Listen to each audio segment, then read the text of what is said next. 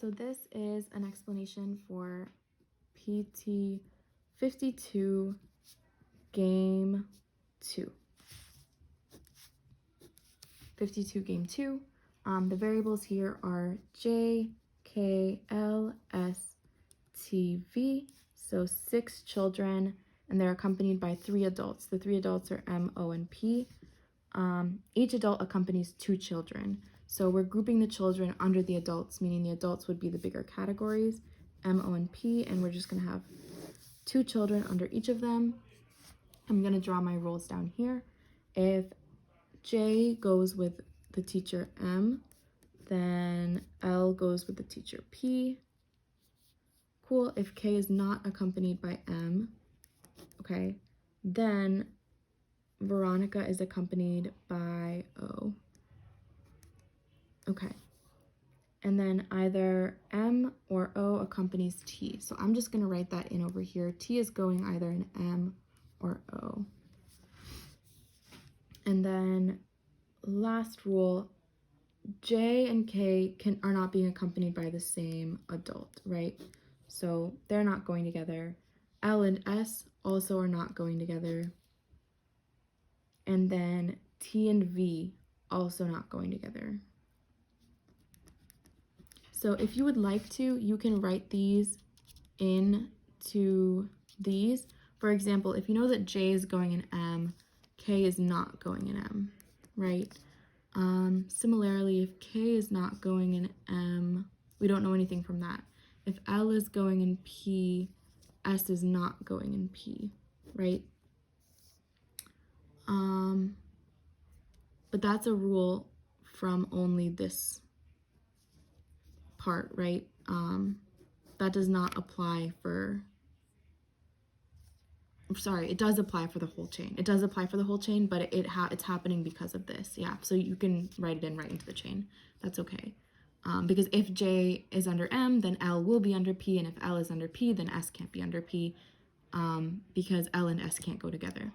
And then T and V can't go together. So if V is an O, then T can't be an O, right? That shouldn't happen.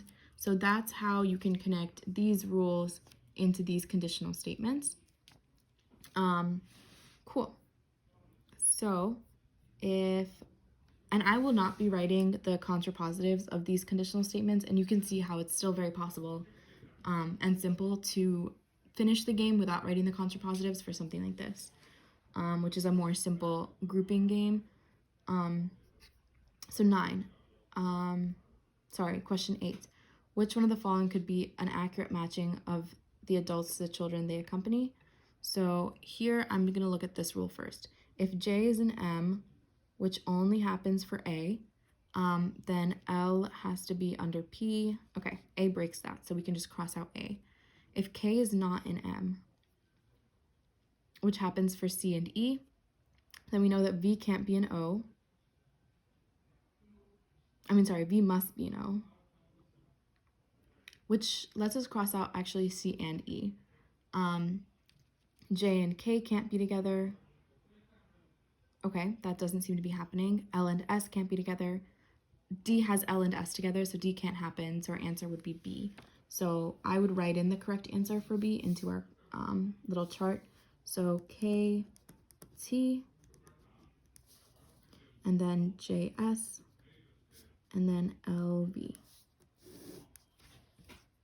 Number 9, if M is accompanying L and T, then which of the following must be true? Let's see if we can use any of our rules.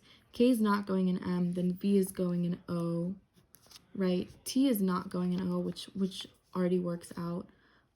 T and V can't go together, L and S can't go together, J and K can't go together. So because J and K can't go together, we know that, because these are the only spaces that we have left, right? Like this space and these spaces, we know that in this column, we're gonna have either J or K, and in this column, we're gonna have either J or K, right? Because otherwise we wouldn't be splitting these 2 letters up, which means the only letter we have left, which is S, must be going in P. So they're asking about what must be true. So the additional letters that we filled in that must be true are V going in O and S going in P, right? So let's see. A, J is accompanied by the same adult as Veronica. That's a could be true thing, right? J could be with Veronica or J could be with S. So I'm going to cross out A. K is accompanied by the same adult as S. Very similar to the last one. That's not necessarily true, right? K could also be with V. J is accompanied by O. Not necessarily true. J could be accompanied by the teacher P. K is accompanied by P. Again, same thing. K could also be under O. S is accompanied by P. Yep, that's a must be true thing. So E would be the answer there. If P accompanies J and V, then, okay, if P accompanies J and V, so since we don't have an example of that, I'm just going to write that in. Then who could go under this teacher, right? That's what they're asking. Who could go under M? So if J and V are under P, let's see. We don't really have any rules about that.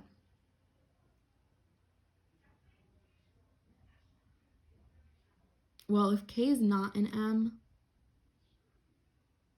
then V has to be an O. But since V is not an O, K must be an M.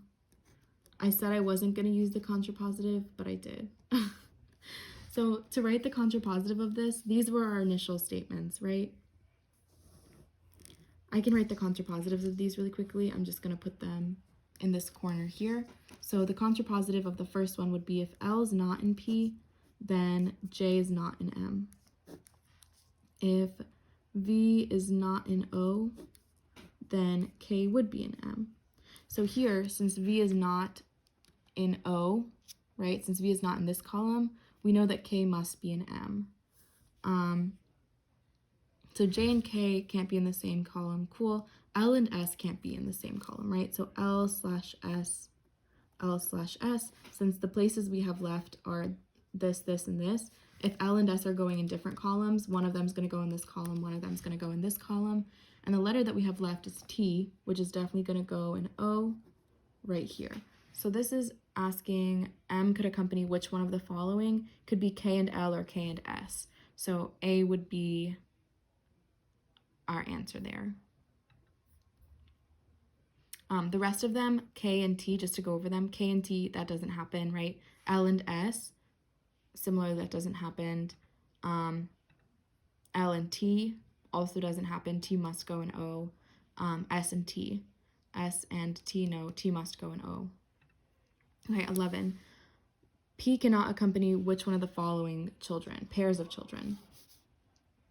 So we know J and S works. So I'm going to cross out B. J and L, we don't have. K and S is something that we have, so I'm going to cross out C. S and T. Okay, T can't go in P, right? We have that rule up here. So I'm just going to pick D and move on, right? T can never go in P because T has to be in either M or O, right? We had that as a rule. Either Mrs. Margolis or Mr. O'Connell must accompany T. That's our third rule.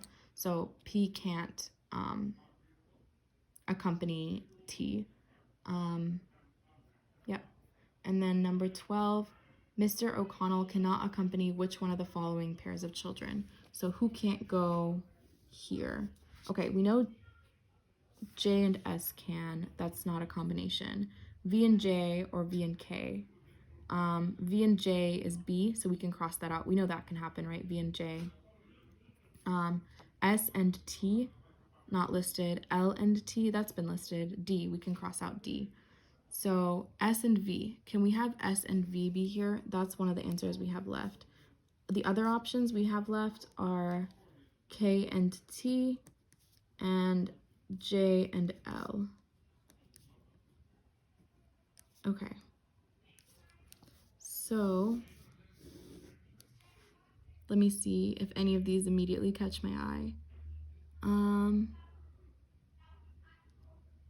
If V is not going in O, that's both of these, then K has to go in M, right? So this can't happen, this one right here. Because if V is not going in O, then K has to go in M. And here, V is not going in O, but K is going in O instead of M. K has to be going in M. So because of that, this does not work, KT. So C is our answer here. These two should work. Okay, and that was our last question. We can write out the combinations for these two just so you can see how they will work. If V is not going in O, K goes in M, so K would go right here. Neither of these have T, right? And T has to go in M or O, so T would be going under M for both this combination and this combination. And then we know J and K have to be in separate columns, so this would be J slash K, J slash K. The last letter left here would be J, K, L, S, T, V, J, K, L. Here we go.